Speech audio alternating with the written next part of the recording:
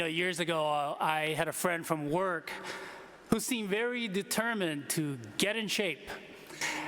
He would always talk about joining a gym and hiring a personal trainer and all that good stuff.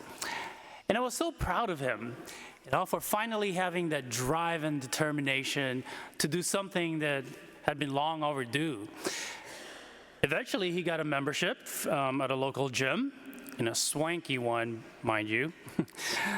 So periodically, I would check up on him and ask, hey, how was gym today?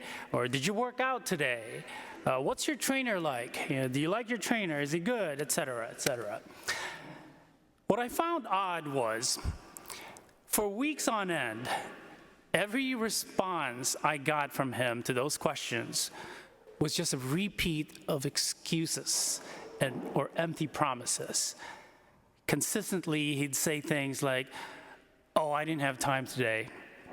My stomach wasn't feeling well, but I'll try tomorrow or later this week. Or he'd say something like, my trainer's on vacation, so I stayed home. And I get it. Sometimes, things happen. But after a while, I started to wonder. Well, weeks turned into months, and months turned into years.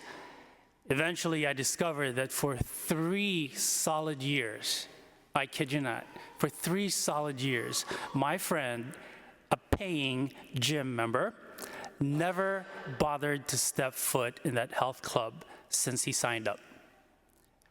And in case you're wondering, he also never froze his membership because he had good intentions to go. But as we know, there's a big difference between intentions and actions. This illustrates a bit of what James is talking about in our second reading, when he says, be doers of the word and not hearers, deluding yourselves. Hearing the word is like understanding the rules of the game, but understanding alone does not win the game, nor does it bring results. Action does. Just like being a gym member on paper doesn't make you fit and healthy. It's getting your butt on that gym floor or in that workout room or in the swimming pool and doing actual physical exercises. That's what does the job. Similarly, James is reminding us that faith isn't just about good knowledge or good intentions. It's about what we do with that knowledge. Yeah, sure, you might hear a beautiful or inspiring homily or a powerful political speech and feel moved and think, yes, that's what I should do. But if that's where it ends, if we don't take that inspiration and put it into action, well, we miss out on potentially life-saving opportunities that could have positively made an impact on us and others. We miss out on the fullness of life that God calls us to. So what does it mean to be a doer of the word? Well, to be clear, it doesn't necessarily mean grand gestures or dramatic changes. Sometimes it's in the small, everyday actions, like showing kindness to someone who's had a rough day, offering a genuine compliment to a teenager struggling with self-confidence, forgiving a friend who's hurt you, taking a moment to pray for someone in need, or also picking up trash from the street or the park, even if it's just one piece, just to keep the environment clean, donating useful items to the poor and the needy,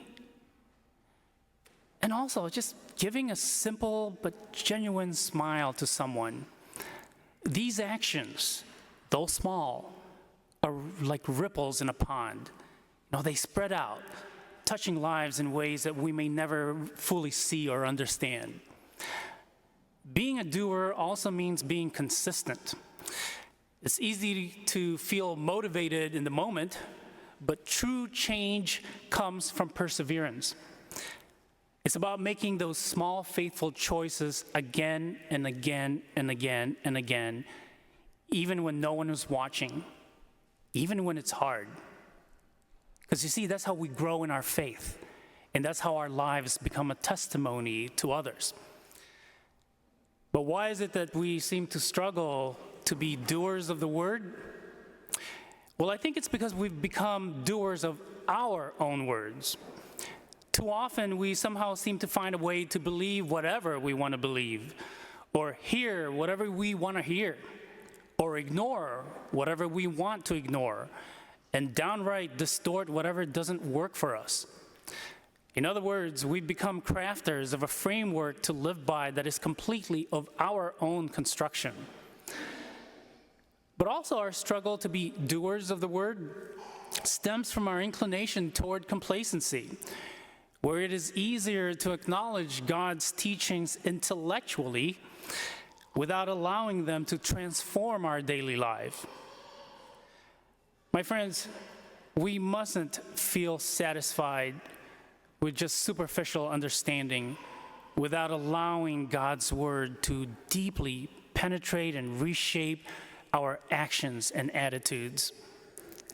True faith, according to James, must be demonstrated through concrete deeds that align with God's will.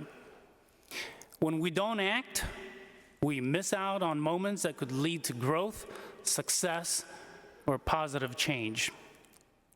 Without action, inspiration remains just a fleeting thought, and that can lead to a feeling of stagnation or frustration as we realize that our ideas and potential are not being realized. But when we actively live out God's word, we become witnesses to others. Our actions can inspire and encourage those around us, drawing them closer to God. We are, after all, called to be the light of the world, and that light shines through our actions. So this week, let's take up the challenge. Let's pack our gym bags and move from merely hearing to doing, and from understanding to acting. And in doing so, we'll find that our lives are enriched, our faith deepened, and our world just a little bit brighter. Thank you for joining us today. Our digital ministry provides a valuable service to parishioners and visitors alike. How wonderful that we can share God's Word, the celebration of the Eucharist, and other important words and events with those who may not be able to be with us in person. If you would like to support this effort, please go to olphglenview.org. Click on the gold donate button and then the Sunday giving icon to make a contribution on our secure online giving portal.